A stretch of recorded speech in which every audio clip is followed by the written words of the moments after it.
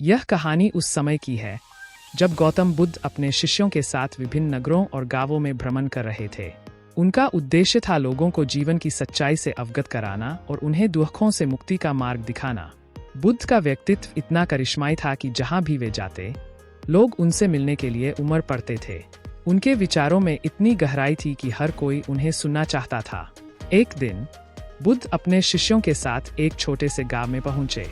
वहां के लोग उनके आगमन से अत्यंत प्रसन्न हुए और बड़ी संख्या में उनके प्रवचनों को सुनने के लिए एकत्रित हो गए।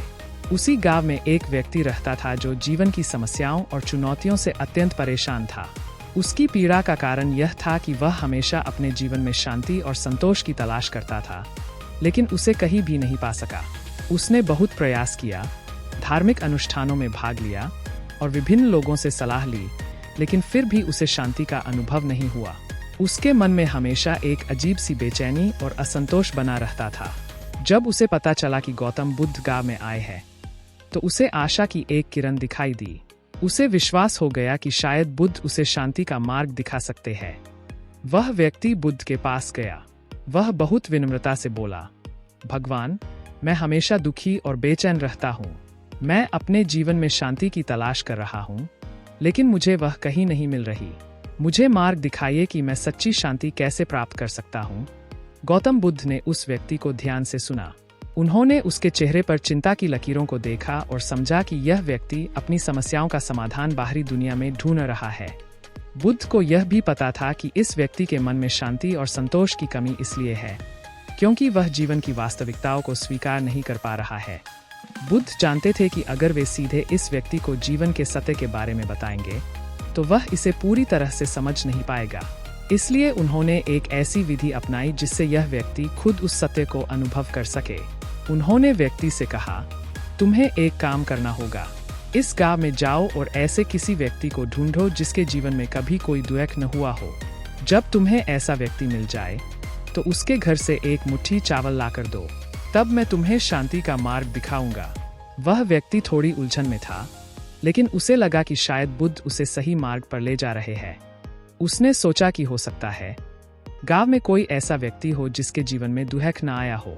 वह व्यक्ति बुद्ध के निर्देशों का पालन करने के लिए निकल पड़ा। वह गांव के पहले घर के पास पहुंचा और दरवाजा खटखटाया। एक महिला ने दरवाजा खोला। उस व्यक्ति ने उससे पूछा, क्या आपके जीवन में कभी कोई दुख नहीं हुआ? महिला उसकी बात सुनकर कुछ पल के लिए चुप हो गई। फिर उसने कहा, दुख? मेरे जीवन में दुख ही दुख है। मैंने अपने पति को एक दुर्घटना में खो दिया। मेरे बच्चे बीमार हैं और मैं अकेले ही घर चलाने की कोशिश कर रही हूँ। वह व्यक्ति यह सुनकर स्तब्ध रह गया। उसने सोचा था कि शायद उसे पहले ही घर में वह व्यक्ति मिल जाएगा जिसके जीवन में कोई दुख न हो, लेकिन ऐसा नहीं हुआ। वह दूसरे घर की ओर बढ़ गया। दूसरे घर में उसे एक वृद्ध व्यक्ति मिला।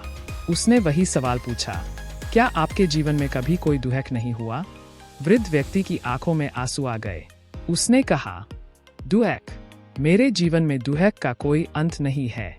मैंने अपने बच्चों को बीमारी के कारण खो दिया है और अब मैं अकेला हूँ। यह दुख मेरे जीवन का अभिन्न हिस्सा बन चुका है। अब वह व्यक्ति समझने लगा कि दुख केवल उसके जीवन तक सीमित नहीं है। वह गांव के हर घर में गया, हर व्यक्ति से वही सवाल पूछा, लेकिन हर बार उसे वही जवाब मिला। हर किसी के पास अपनी दुख की कहानी थी। किसी ने अपने प्रियजन को खो दिया था, किसी के पास धन की कमी थी, किसी को बीमारी का सामना करना पड़ा था, तो किसी ने अपने रिश्तों में धोखा पाया था। दिन भर गांव में भटकने के बाद वह व्यक्ति थक कर बुद्ध के पास लौट आया। अब वह व्यक्ति केवल शारीरिक रूप से ही नहीं, बल्कि मानसिक रूप से भी थका हुआ था। उसने अपने मन में यह समझ लिया था कि दुनिया में कोई भी ऐसा व्यक्ति नहीं है जिसने दुख का सामना न किया हो। बुद्ध ने व्यक्ति को देखा और मुस्कुराए। व्यक्ति ने बुद्ध से कहा, भगवान, मैं पूरे गांव में गया। मैंने हर घर का दरवाजा खटखटाया, लेकिन मुझे कोई भी ऐसा व्यक्ति नहीं मिला जिसके जीवन में कभी दुख न हुआ हो। हर किसी के जीवन में कोई न कोई दुख है। गौतम बुद्ध ने उत्तर दिया, यह वही सत्य है जिसे मैं तुम्हें समझाना चाहता था। दुख और समस्याएं जीवन का हिस्सा है।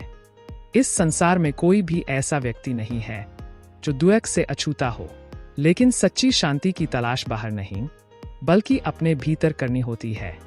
जब तुम अपने मन को स्थिर करोगे और जीवन की वास्तविकताओं को स्वीकार करोगे, तभी तुम सच्ची शांति पा सकोगे, बुद्ध ने आगे कहा। मनुष्य की पीड़ा का मुख्य कारण यह है कि वह बाहरी परिस्थितियों को बदलने की कोशिश करता है। वह यह सोचता है कि अगर बाहर की दुनिया उसकी इच्छाओं के अनुसार बदल जाए तो उसे शांति मिल जाएगी, लेकिन यह उसकी एक बड़ी भूल है। सच्ची शांति तब मिलती है जब हम अपने मन को स्थिर करते हैं, अपनी इच्छाओं और अपेक्षाओं को नियंत्रित करते हैं। जब हम बाहरी परिस्थितियों को नियंत्रित करने की बजाय अपने मन को नियंत्रित करना सीखते हैं, तभी हम शांति का अनुभव कर पाते हैं। गौतम बुद्ध की यह कहानी हमें यह सिखाती है कि दुख और समस्याएं हर किसी के जीवन का हिस्सा है। यह जीवन का एक अटल सत्य है। हमें यह समझना चाहिए कि शांति और सुख की खोज हमें अपने भीतर करनी चाहिए। जब हम अपने मन को शांत और स्थिर रखकर जीवन की हर परिस्थिति को स्वीकार करते हैं, तभी हम सच्ची शांति और आंतरिक खुशी का अनुभव कर सकते हैं। वास्तविकता का स्वीकार। इस कहानी का सबसे बड़ा संदेश यह है कि दुख जीवन का एक अनिवार्य अंग है। जब हम इस सत्य को स्वीकार कर लेते हैं, तब हम अपने भीतर की शांति को महसूस कर पाते हैं। जीवन में समस्याएं और कठिनाइयां हमेशा रहेंगी, लेकिन हमारा दृष्टिकोण ही हमें उनसे उबरने का मार्ग दिखाता है।